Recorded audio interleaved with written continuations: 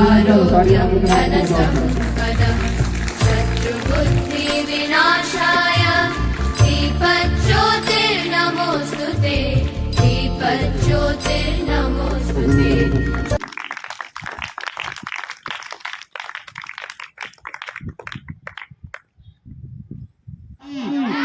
ભારત માતા કી આજના કર્મ પણ જો એ મત લાગે પાકિસ્તાની કાંઈ ભાષામાં ખબર ના પડે શું બોલી રહ્યા છે શું કરી રહ્યા છે અને સાહેબ લગભગ નોકરી પર લાગે એટલે મારા હિસાબે સાહેબની ઉંમર 20 પ્લસ એટલે 23 વર્ષની ઉંમર છે લગભગ એ નાની ઉંમરે ક્યારે કચ્છની અંદર ના આવેલા પહેલી વખત કચ્છની અંદર નોકરી લાગી 2009 માં ત્યારે ખાવડાની અંદર શરૂઆત ગયા અને ખાવડાની ભૂમિ ઉપર ઉતર્યા ત્યારે સાહેબને ખબર પડી કે કચ્છમાં શું છે અને એમાં આપણે આ બાજુ નોકરી આવે તો થોડી આપણી ગુજરાતી બોલે પણ ખાવડાની અંદર જઈએ કચ્છી છે કે ગુજરાતી વાત કરે ખરો અને એ 2009 આજથી 16 વર્ષ પહેલા આપણે વિચાર ન કરીએ કે ગુજરાતી ભાષા બોલાતી છે અને આપણે કોઈ ગુજરાતી સમજાવતું હતું એ સમયમાં શરૂઆતમાં સાહેબ ખાવડાની અંદર ઉપર લાગ્યા આપણું જેટલું જેવું જે ગામડું હતું ગામડાની અંદર નોકરી ઉપર લાગ્યા એટલે શરૂઆતમાં ગયા ત્યાં ત્યારે એક શિક્ષક હતા અને 80 થી 100 જણાની સંખ્યા દુકાન એકથી શું કાર્ય થાય છે શું સાહેબ કાર્ય કરે છે 2 વર્ષમાં સાહેબ કેવા કેવા કાર્ય કર્યા એ ગામ પહોંચવું હોય બહુ ત્યારે એવું લાગ્યું કે ના ગામ કંઈક શિક્ષણમાં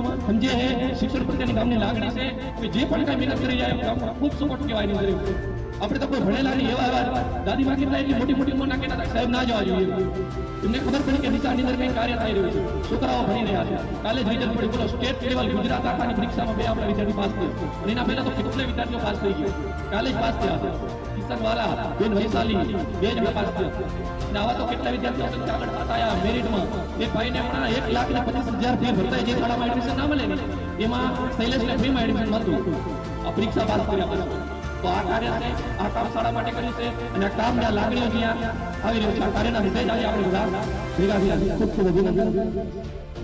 હું ધોરણ 3 થી 5 સુરેશ સાહેબ પાસે ભણ્યો હતો અને ખૂબ જ મજા આવી સાહેબે શિક્ષણની સાથે સાથે રમતગમત કેટલીક સ્પર્ધાત્મક પરીક્ષાઓ તેમની પણ તૈયારી કરાવતા હતા સાહેબ પાસે અમને ખૂબ મજા આવી હતી સાહેબે અમને પાયો મજબૂત આગળના ધોરણ માટે ખૂબ મજબૂત કરાયો હતો અંતે બસ એટલું જ કહેવા માંગીશ સાહેબ કોઈ પણ જગ્યાએ જાઓ કર્મશીલ ભાવાત્મક અને સારું જીવન જીવ।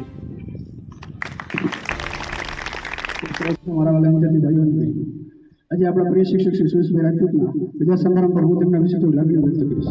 પ્રિય મિત્રો એટલા દુઃખની વાત છે કે આપણે આપણા પ્રિય શિક્ષકને વિદાયની તૈયારી કરી છે તેમ છતાં આપણે દુઃખી ના થવું જોઈએ અને આપણે તેમને ખુશીથી વિદાય આપવી જોઈએ।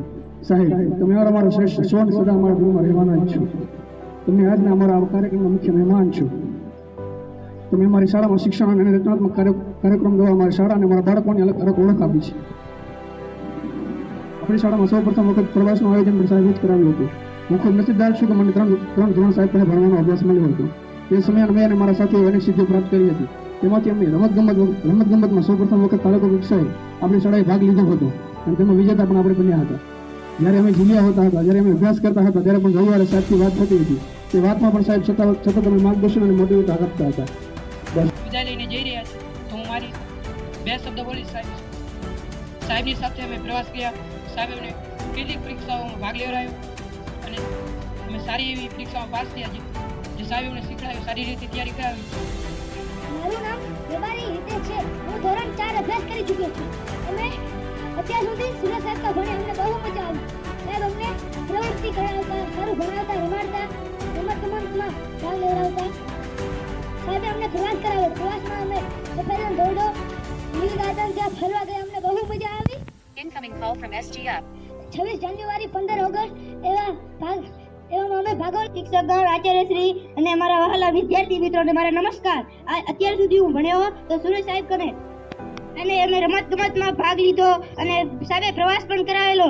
એમાં પ્રવાસમાં અમને ખૂબ જ મજા આવી અને અમે સીટી પરીક્ષા દેવા ગયા હતા તેમાં હું મેરિટમાં આવ્યો। તે સાહેબે મને ભણાવ્યું એટલે અને જતા એટલું જ કહેવા માંગુ છું કે હું જતા એક હિન્દી શાયરી બોલીશ। भगवान को भी भगवान बनने के लिए भगवान को भी भगवान बनने के लिए गुरु का ही ज्ञान काम आया था। माने तो उंगली थाम कर कहा था चलो पर कहाँ चलना है वो तो गुरु ने ही सिखाया था। જ્યારે અમારી કુલ સંખ્યા 5 હતી અમારા લક્ષ્ય સુરેશ હતા અને અમને સુરેશ શિક્ષણમાં ખૂબ જ સાથ આપતા હતા। અમને શિક્ષણ સાથે સાથે અમે રમતગમતમાં પણ સાથ આપતા હતા અને મને સારી જગ્યાએ રમતગમતમાં લઈ ગયા હતા અને સારી પરીક્ષા અપાવતા હતા અને છેલ્લા 2 વર્ષથી સાહેબ આચાર્યમાં આવ્યા ત્યારે સારા ગ્રામજનો તથા વિદ્યાર્થીઓ ખૂબ જ સારું કામ કર્યું છે.